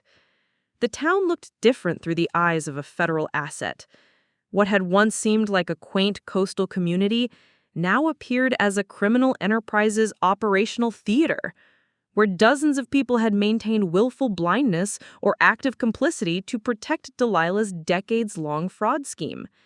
My first stop was Millbrook Harbor First National Bank, where Mr. Jameson's replacement, current bank president Robert Chen, had agreed to meet me privately to discuss historical account irregularities. What he didn't know was that Agent Torres was listening through the wire I wore, and that federal prosecutors needed his statement to complete their case against the bank employees who'd processed obviously fraudulent transactions. Chen was nervous when he met me in his office, clearly aware that federal investigators had been asking questions about trust account management and anti-fraud protocols. He was a thin man in his 50s who'd worked his way up through the bank's ranks, probably assuming that looking the other way on certain transactions was just part of small-town banking. Mr. Chen, I said, settling into the chair across from his desk, I'm not here to assign blame. I'm here to understand how a system designed to protect a minor's inheritance could be systematically circumvented for over 22 years.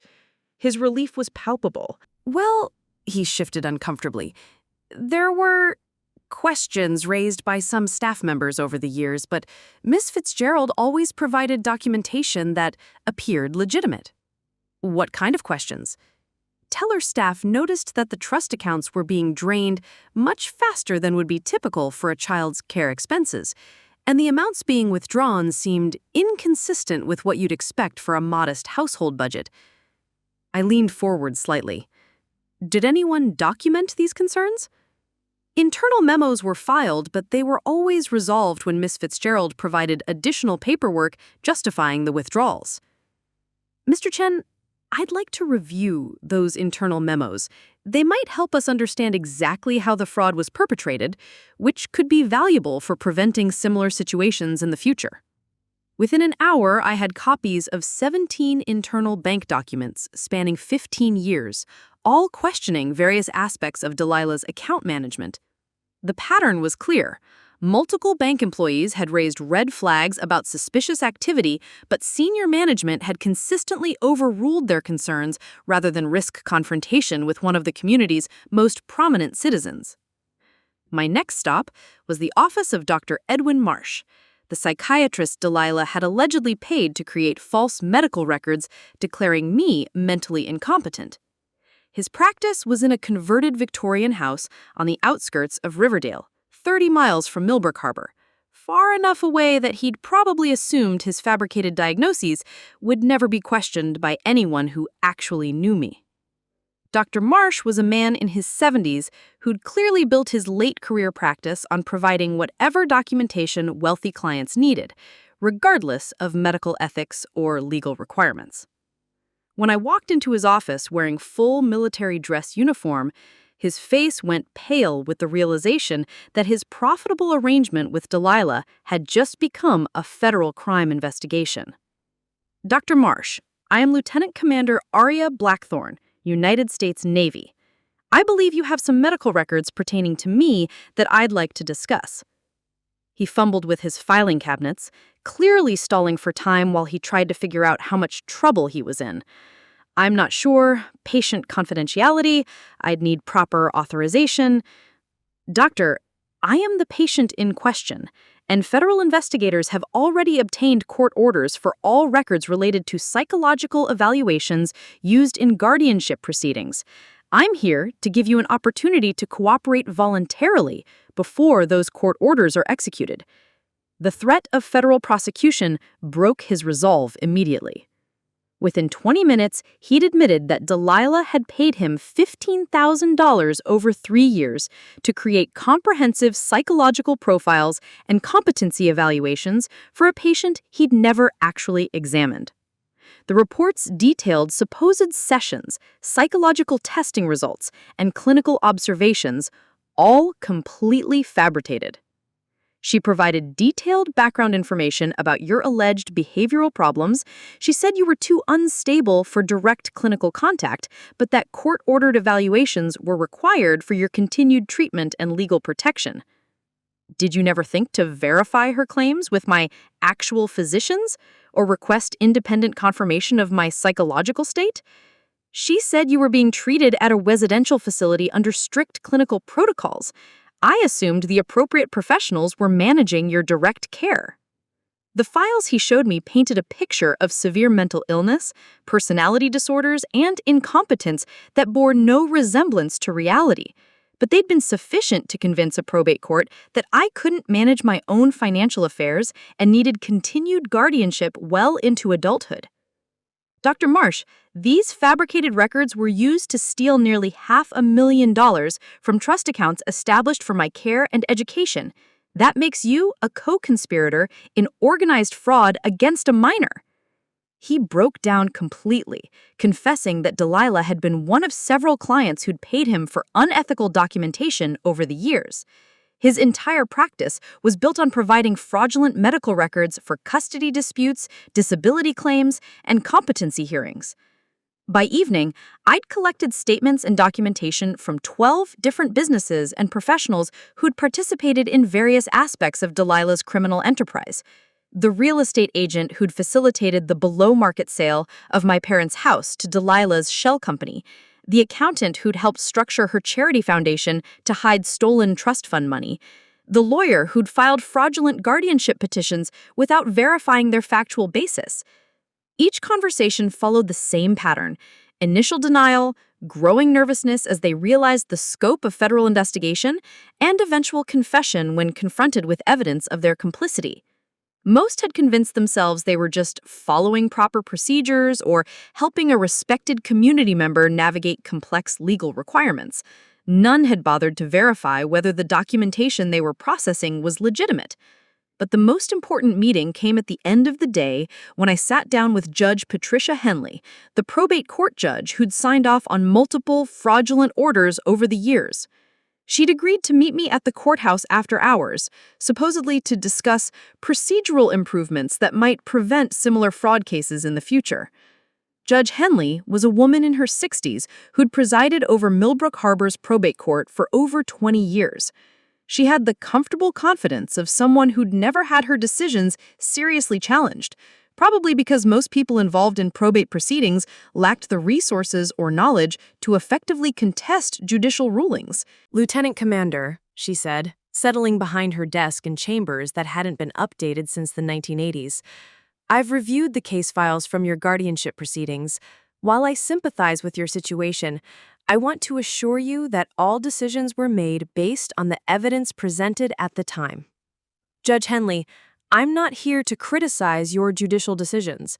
I'm here because federal investigators are trying to understand how fraudulent documents were able to consistently pass judicial review for over 2 decades. What do you mean by fraudulent documents? I placed copies of Dr. Marsh's confession and the fabricated psychological evaluations on her desk. These medical records, which were used to justify continued guardianship and later declarations of mental incompetence, were completely fabricated. The doctor who created them has confessed to federal agents that he never examined me or had any clinical contact with me. Judge Henley's face went white as she realized the implications.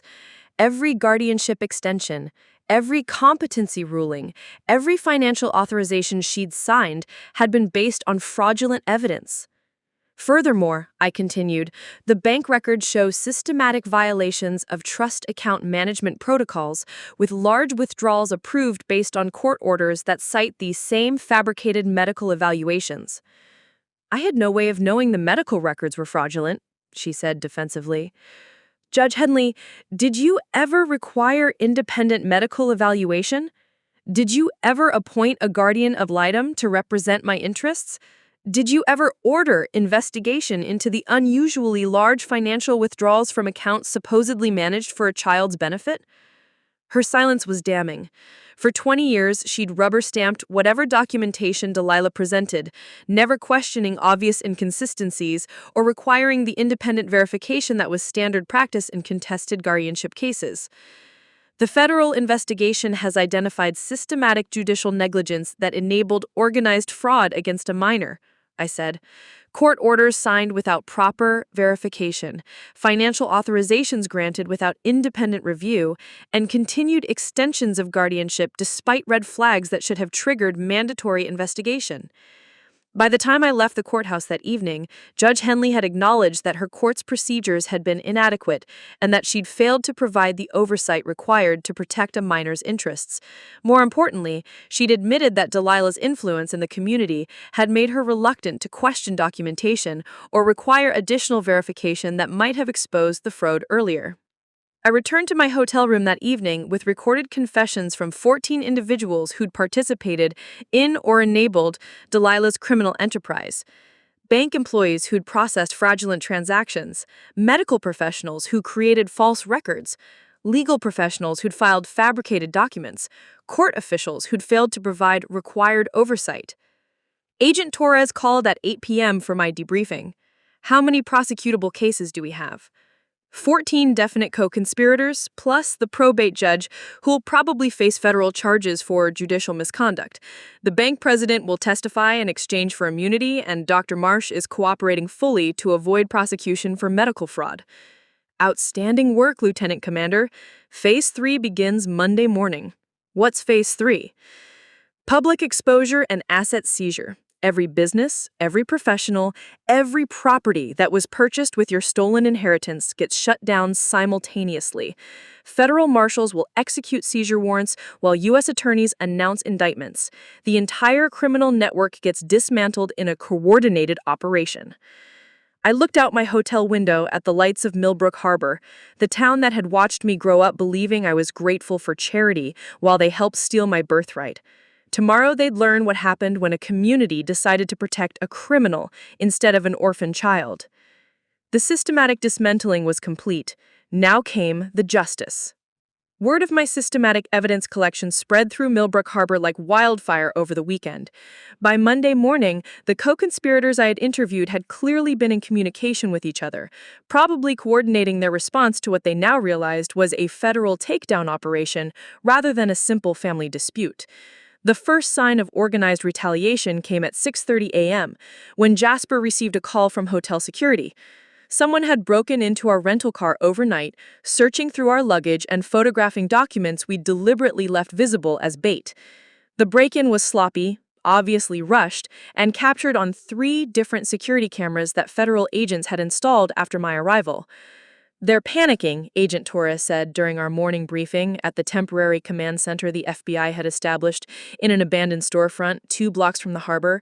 14 people facing federal conspiracy charges, plus civil asset forfeiture of everything they've purchased with stolen money. They're going to get desperate. She was right. By 10 a.m., I'd received the first direct threat, a phone call to my hotel room from a voice I didn't recognize, electronically disguised, but clearly local based on the accent and knowledge of town geography. "Lieutenant Commander Blackthorne, you need to understand that Millbrook Harbor protects its own. Delilah Fitzgerald kept this community stable for 25 years. Your vindictive crusade is going to destroy innocent families and businesses that had nothing to do with your childhood problems." "And who am I speaking with?" I asked, knowing Agent Torres was recording every word from her monitoring station. "Someone who represents the interests of people who've worked their entire lives to build something in this town. People who won't stand by and watch an outsider with a government badge destroy everything they've built." An outsider? I was raised in this town. You were raised by charity and given opportunities most people can't afford. Now you're using your military connections to terrorize honest citizens who did nothing but follow proper legal procedures. The psychological manipulation was sophisticated, reframing my pursuit of justice as an attack on innocent families, portraying 26 years of systematic fraud as proper legal procedures, and attempting to trigger guilt about the community that had raised me with charity. Delilah's influence on these people ran deeper than I'd initially understood. "I'm not interested in destroying anyone who wasn't directly involved in criminal activity," I said, "but I am interested in recovering nearly $3 million that was stolen from trust accounts established for my care and education. That money was used to benefit this entire community through charitable works and economic development. You're trying to steal it back for personal greed." The call ended, but the message was clear. They weren't just going to wait passively for federal arrests. They were organizing community resistance based on the narrative that I was the real villain, an ungrateful outsider using government power to attack the people who'd sacrificed to raise me. The escalation continued throughout the morning.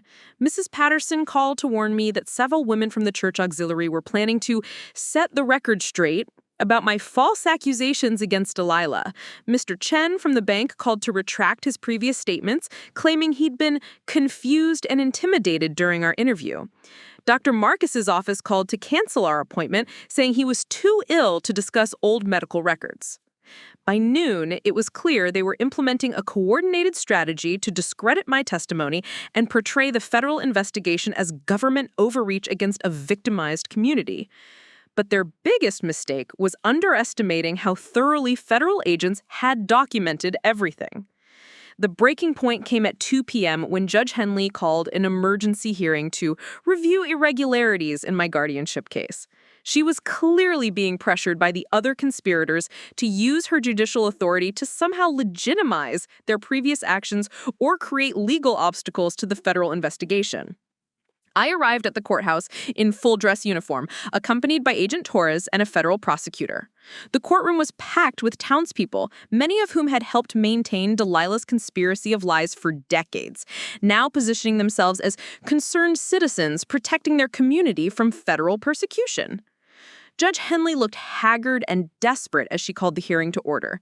"This proceeding is to address concerns that have been raised about the validity of guardianship decisions made in the matter of Aria Fitzgerald, now known as Aria Blackthorne. Your Honor, the federal prosecutor interrupted, this court lacks jurisdiction over matters currently under federal investigation.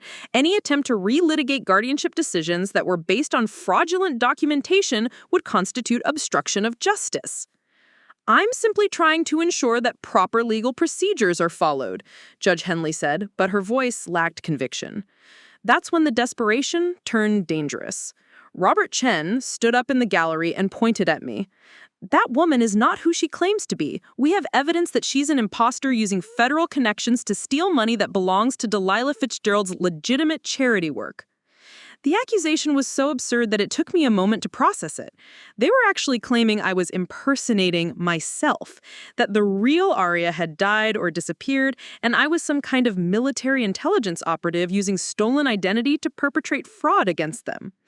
Mr. Chen, Agent Torres said, standing up with federal authority, are you alleging that a United States Navy officer is impersonating a deceased person for financial gain?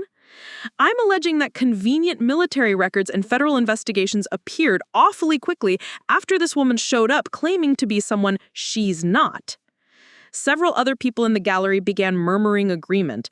Dr. Marsh stood up and declared that his medical evaluation had concluded I was psychologically incapable of the sophisticated legal maneuvering I'd been conducting. Mrs. Cole claimed she'd never seen me before Sunday, despite having lived in town my entire childhood. They were creating an alternate reality where I was the criminal and they were the victims, where 26 years of documented fraud was actually legitimate business, and where federal law enforcement was being manipulated by an imposter with mysterious government connections. But their coordinated lies fell apart when Margaret Steinberg walked into the courtroom. At 74, my grandmother had the commanding presence of someone who'd spent decades fighting bureaucracy and corruption. She walked directly to the witness stand without being called and turned to address the packed courtroom. My name is Margaret Steinberg, she said, her voice carrying to every corner of the room. I am the mother of Catherine Marie Blackthorne and the maternal grandmother of Aria Catherine Blackthorne. I have been searching for my granddaughter for 26 years, and I have documentation proving every claim she has made about her identity and her stolen inheritance. She opened a briefcase and began placing items on the evidence table. Birth certificate, hospital records, school enrollment documents, medical records, military enlistment papers, all bearing the name Aria Catherine Blackthorne, all documenting a continuous identity from birth to present day. The courtroom fell silent as she continued. I also have correspondence from Admiral Theodore Blackthorne documenting his attempts to contact his granddaughter, financial records showing money sent for her care, and legal documents proving that Delilah Fitzgerald violated explicit instructions in my daughter's will regarding Aria's guardianship. Furthermore, Margaret said, turning to look directly at the people who'd been claiming I was an imposter, I have photographs of Aria at every stage of her childhood, taken during the secret visits I made to this town over the years. Visits where I saw her playing in your parks, attending your schools, and growing up believing she had no family who cared about her. She placed photograph after photograph on the evidence table. Pictures of me at ages 5, 7, 10, 12, 15. Images I'd never seen before, taken by a grandmother who'd been watching from a distance, documenting my life while being legally prohibited from being part of it. The impact on the courtroom was immediate and devastating. People who'd been claiming they'd never seen me before were confronted with photographic evidence of my presence in their community throughout my entire childhood. Their conspiracy of lies crumbled in the face of 26 years of maternal love and documentation. But the most dangerous reaction came from the back of the courtroom.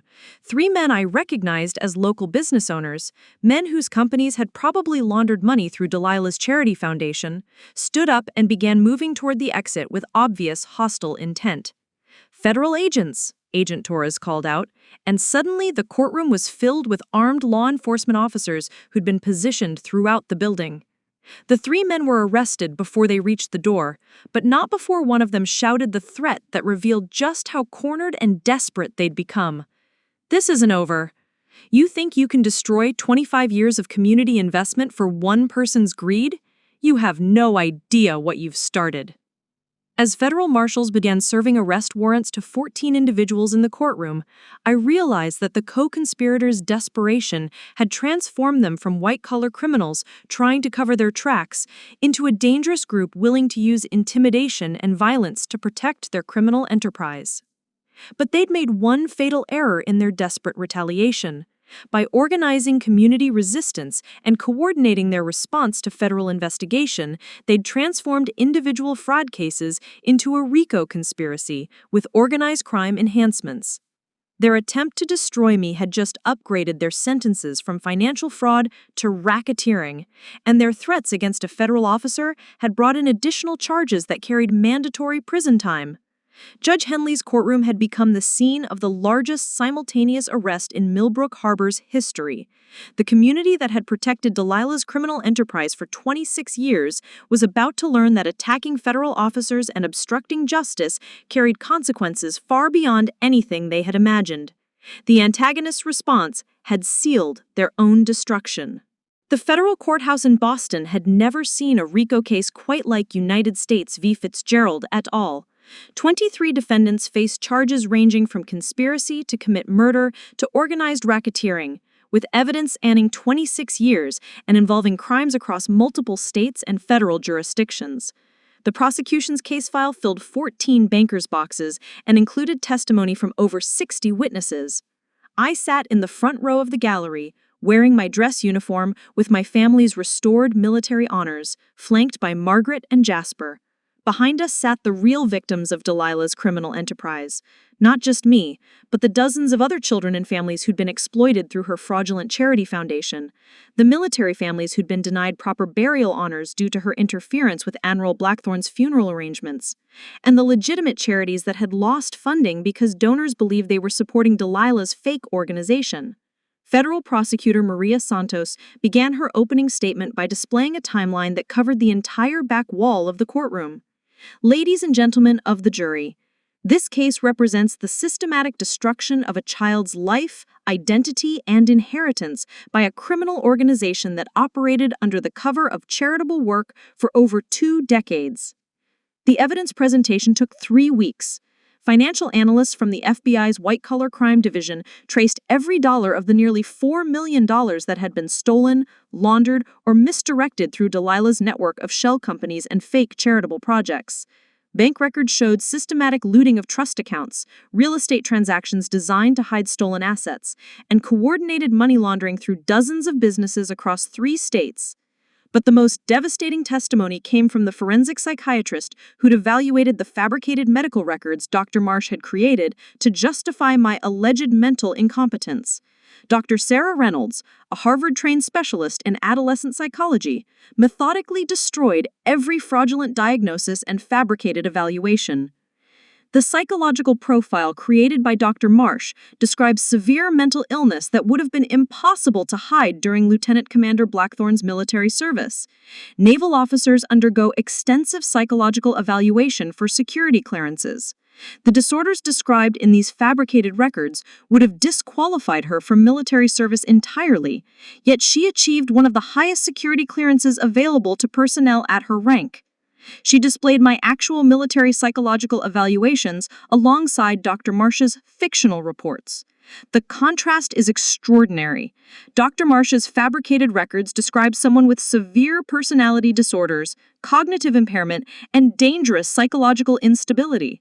The Navy's legitimate evaluations describe someone with exceptional emotional stability, superior analytical capabilities, and leadership potential consistent with her family's military heritage. Dr. Marsh, now facing federal charges for medical fraud and perjury, had already pled guilty and agreed to testify about the systematic nature of his fraudulent record-keeping. His testimony revealed that Delilah had been one of at least 12 clients who'd paid him to create false psychological evaluations for various legal proceedings over 15 years. Miss Fitzgerald provided detailed scripts about what psychological conditions needed to be documented to support her legal objectives, he testified, his voice barely audible with shame.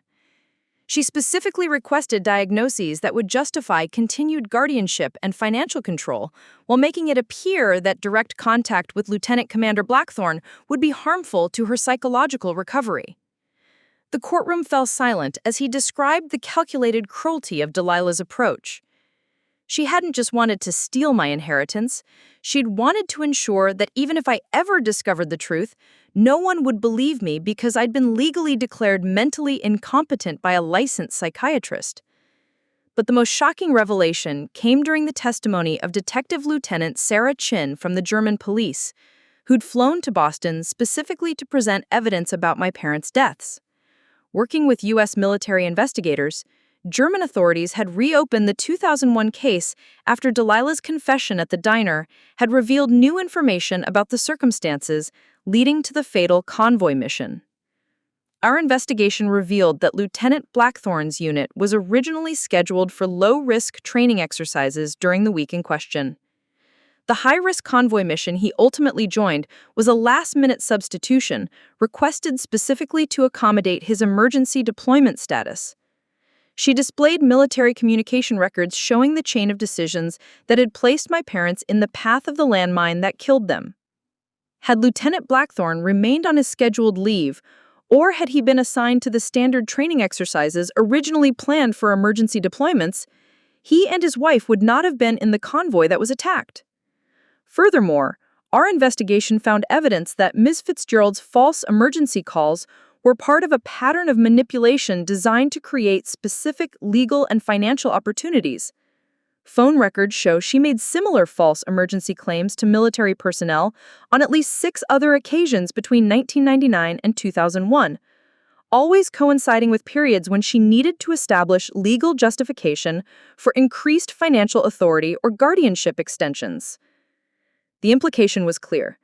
Delilah hadn't just lied to send my father into danger, she'd been systematically creating emergencies to expand her control over my family's affairs, and my parents' deaths had been the ultimate result of her escalating criminal manipulation. Judge Morrison asked the question that hung over the entire courtroom. Detective Chin, in your professional opinion, was Lieutenant Blackthorne's death the intended result of Miss Fitzgerald's actions? Your Honor, we cannot prove specific intent to cause death. However, the evidence shows systematic manipulation designed to place military personnel in dangerous situations for financial and legal gain. Ms. Fitzgerald knew that emergency deployments often involved high-risk assignments, and she repeatedly created false emergencies, knowing this would place service members at increased risk. The judge's ruling on the murder conspiracy charges came the next day. While the prosecution couldn't prove Delilah had specifically intended to kill my parents, the evidence showed she'd systematically endangered military personnel through false emergency claims while positioning herself to benefit financially from any resulting tragedies. The charges were amended to conspiracy to endanger military personnel and criminally negligent homicide, still carrying potential life sentences under federal statutes protecting military families. The financial evidence was even more damning. IRS investigators had traced every stolen dollar through Delilah's elaborate money laundering network, revealing that she'd built her entire community reputation on wealth stolen from my inheritance. Her house, her cars, her investments, even her expensive clothing, all purchased with money my grandfather had sent for my care and education. The defendant created a public persona as a charitable saint while systematically robbing the child she claimed to be protecting, Prosecutor Santos said during her closing argument. She didn't just steal money, she stole identity, family connections, educational opportunities, and 26 years of Lieutenant Commander Blackthorne's life. She transformed love into theft, sacrifice into greed, and charitable work into organized crime. The jury deliberated for less than 4 hours, guilty on all counts for all defendants. Judge Morrison's sentencing hearing took place on a cold December morning, exactly 1 year after the church incident that had started this entire investigation. Delilah, now gaunt and hollow-eyed after months in federal custody, was brought into the courtroom in shackles. The woman who'd once commanded respect and admiration from an entire community looked small and broken as she faced the consequences of her crimes. Delilah Marie Fitzgerald, Judge Morrison began, you have been convicted of conspiracy to commit racketeering, organized fraud, money laundering, endangering military personnel, criminally negligent homicide, and conspiracy to obstruct federal investigation. These crimes represent one of the most comprehensive and long-running fraud conspiracies this court has ever encountered. He paused, looking directly at her. You systematically destroyed a child's connection to her family, stole her inheritance, falsified her medical records, and endangered her parents' lives for personal financial gain. Then you spent 26 years building a public reputation based on wealth you'd stolen from the very person you claimed to be helping. The court sentences you to life in prison without possibility of parole, plus 30 years for the financial crimes and obstruction charges. You will serve these sentences consecutively, not concurrently. The other co-conspirators received sentences ranging from 5 to 25 years. Dr. Marsh got 15 years for systematic medical fraud. Judge Henley was removed from the bench and sentenced to 10 years for judicial corruption. Bank President Chen received 12 years for financial conspiracy. But the real justice came during the civil asset forfeiture proceedings. Every property, every investment, every asset that had been purchased with my stolen inheritance was liquidated and returned to me. The final accounting showed a total recovery of $4.2 million, plus interest and penalties. Margaret and I stood outside the courthouse after the final sentencing, looking at a check that represented not just financial restitution, but the restoration of 26 years of stolen opportunities. "Your grandfather would be so proud," she said, tears streaming down her face. "You didn't just get justice for yourself, you got justice for every military family those people exploited, every legitimate charity they defrauded, every child whose trust accounts they raided." But the most meaningful moment came when Admiral Patricia Williams, the highest-ranking female officer in the Navy, approached us on the courthouse steps. "Lieutenant Commander Blackthorne," she said, "on behalf of the United States Navy, and in honor of your grandfather, Admiral Theodore Blackthorne's distinguished service, I'd like to inform you that you've been selected for early promotion to full commander, with assignment to Naval Intelligence Division's Financial Crimes Investigation Unit." She handed me official orders that would make me the Navy's youngest female commander in the Financial Crimes Division. "Your investigative work on this case demonstrated exactly the kind of strategic thinking and operational excellence the Navy needs in its senior leadership. You'll be investigating financial crimes against military families, using the same skills that brought down this criminal organization." As we drove away from Boston that evening, I realized that Delilah's final act of cruelty, slapping me in front of 300 witnesses at Riverside Community Church, had been the catalyst for the most complete justice imaginable. She'd raised me to be weak and grateful, but instead created a federal law enforcement asset with every reason and every capability to destroy criminal organizations that prey on military families. The truth was finally complete. The justice was finally served. And for the first time in 26 years, I knew exactly who I was and where I belonged. 5 years later, I stood on the deck of the USS Theodore Blackthorne, the Navy's newest guided missile destroyer, named in honor of my grandfather's distinguished service and dedication to protecting military families. As the ship's commanding officer, I wore the gold oak leaves of a full captain, a rank that I'd achieved at 31, making me one of the youngest female commanding officers in Navy history. The ship's commissioning ceremony was taking place in Millbrook Harbor, a deliberate choice that transformed the town where I'd been raised on lies into a celebration of truth and justice. The harbor was filled with naval vessels, Coast Guard cutters, and civilian boats carrying families who'd come to witness the commissioning of a ship that represented something larger than military hardware. It represented the principle that truth and persistence can overcome decades of corruption and manipulation. Margaret sat in the front row of the VIP section, now 79 but still sharp as ever, wearing a navy blue dress and the gold star pin that identified her as the family member of fallen service personnel. Beside her sat Admiral Patricia Williams, who'd become not just my commanding officer, but a mentor who'd guided my rapid rise through the ranks based on merit and the investigative skills I'd developed in hunting financial predators who targeted military families. Jasper, now my husband of 3 years, stood at attention in his dress uniform as executive officer of the USS Theodore Blackthorne. We'd been married in a ceremony at the Naval Academy Chapel, surrounded by real family and Navy personnel who'd become our chosen family. Margaret had walked me down the aisle carrying the same pearl necklace my mother had worn at her own wedding, recovered from Mrs. Cole's jewelry store during the federal asset seizure, and finally returned to where it belonged. The harbor looked different now. Where Delilah's fraudulent charity foundation had once operated, a legitimate organization now provided genuine support to military families facing financial hardship or custody disputes.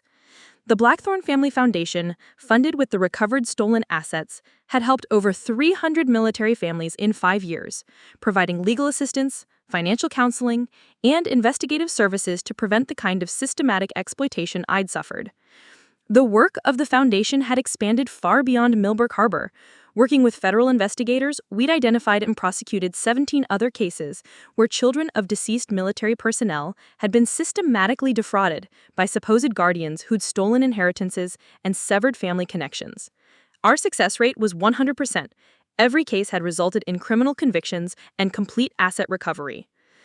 As I prepared to give my commissioning speech, I looked out over the crowd and saw faces that represented the complete transformation of my life's purpose. Former Navy colleagues who'd become lifelong friends, military investigators who joined our foundation's work, families we'd helped reunite with stolen inheritances and lost relatives. Pastor Reynolds had retired from ministry after the federal investigation, but had spent his remaining years working with the foundation to identify other cases where religious institutions had been used to provide cover for financial crimes against vulnerable families. His work had led to policy changes in multiple denominations requiring independent verification of any custody or financial claims involving religious charity work. Dr. Marcus, now 88, had provided crucial testimony in 6 additional cases where legitimate medical records had been suppressed or fabricated to support fraudulent guardianship claims. His expertise had become invaluable in training investigators to recognize patterns of medical fraud used to exploit military families. Ladies and gentlemen, I began my speech, my voice carrying across the harbor through the ship's sound system. The USS Theodore Blackthorne represents more than just naval power or technological advancement. This ship represents the principle that every military family deserves protection, not just from foreign enemies, but from those who would exploit their service and sacrifice for personal gain. I looked directly at Margaret, whose tears were already flowing. My grandfather, Admiral Theodore Blackthorne, spent the last 15 years of his life fighting to protect his granddaughter from systematic exploitation. He never lived to see justice served, but his dedication to family and truth inspired a movement that has now protected hundreds of military families from similar crimes. This ship will carry his name into battle, defending American interests around the world. But his real legacy lives on in the work we do every day to ensure that no military family ever again faces the kind of systematic theft and manipulation that nearly destroyed mine. The crowd rose to its feet as I continued. Today, we commission not just a ship, but a commitment. The commitment that truth will always overcome lies, that justice will always overcome corruption, and that military families will always have defenders willing to fight for them with the same courage they show in defending our nation. After the ceremony, as guests toured the ship and attended the reception, I found myself standing alone at the harbor railing where I'd so often played as a child, believing I had no family and no legacy worth claiming. The physical location was the same, but everything else had been transformed. Jasper joined me at the railing, carrying 2 glasses of champagne. "Captain Blackthorne," he said, offering a mock formal salute, "your speech was magnificent. Your grandfather would be proud." "He would be proud of all of it," I said, accepting the champagne. "Not just my career, but what we've built together. The foundation, the investigative work, the families we've helped reunite." "Speaking of family," Jasper said with a smile that suggested he had news, "Margaret has been asking when we're going to make her a great-grandmother." I laughed, thinking about how radically my life had changed, from the grateful, isolated orphan Delilah had tried to create into a woman surrounded by family, purpose, and genuine love. "Soon," I said. "I want our children to grow up knowing exactly who they are and where they come from. No lies, no manipulation, no stolen identity. They'll grow up knowing they come from a family of defenders, Jasper said. Military service, law enforcement, protecting people who can't protect themselves. As the sun set over Millbrook Harbor, painting the water in shades of gold and crimson, I reflected on the complete transformation of my life's trajectory. Delilah had tried to erase my identity and steal my future, but her greatest act of violence, that slap in front of 300 witnesses, had instead restored everything she had tried to destroy. I thought about the letter my grandfather had written before his death, the one where he'd said I belonged in the Navy uniform and that the Blackthorne name had never been carried by anyone more worthy. At the time, I was a lieutenant commander struggling to understand my place in the world. Now, I was a captain, commanding a ship named in his honor, leading investigations that protected the very families he'd spent his life serving. The irony wasn't lost on me that Delilah's greatest fear, that I would become another arrogant military robot, had come true in the most spectacular way possible. I had indeed become exactly what she tried to prevent, a proud military officer who used strategic thinking, federal resources, and family legacy to protect innocent people from predators like herself. But I wasn't the robotic, mindless soldier she had envisioned. I was a leader who'd learned to combine military discipline with genuine compassion, strategic thinking with emotional intelligence, and personal justice with larger purpose. Everything she'd tried to suppress in me had instead become the foundation for a career dedicated to protecting others from the very crimes she'd committed. Aria, Margaret said, using the name that had finally been legally and completely restored. I have something for you. She handed me a small wrapped package. Inside was a compass that had belonged to my father, engraved with the Blackthorne family motto, "Truth and honor above all." James carried this through his entire naval career, she said. Your grandfather wanted you to have it when you achieved command rank. I held the compass, feeling its weight and understanding its significance. For 26 years, I had been lost, navigating by false stars and fraudulent maps created by someone who wanted to ensure I'd never find my true destination. Now, I had not just a compass, but an entire constellation of family, purpose, and truth to guide me forward. The USS Theodore Blackthorne would sail tomorrow on its first mission, carrying the name and legacy of a man who'd never stopped fighting for his family. And I would command that ship with the knowledge that sometimes the greatest battles aren't fought with weapons, but with persistence, truth, and the unwavering belief that justice delayed is not justice denied. Delilah had tried to steal 26 years of my life. Instead, she'd given me a purpose that would last for decades to come, protecting military families from predators who would exploit their service and sacrifice. The war for my identity was over. The mission to protect others was just beginning. Up next, you've got 2 more standout stories right on your screen. If this one hit the mark, you won't want to pass these up. Just click and check them out.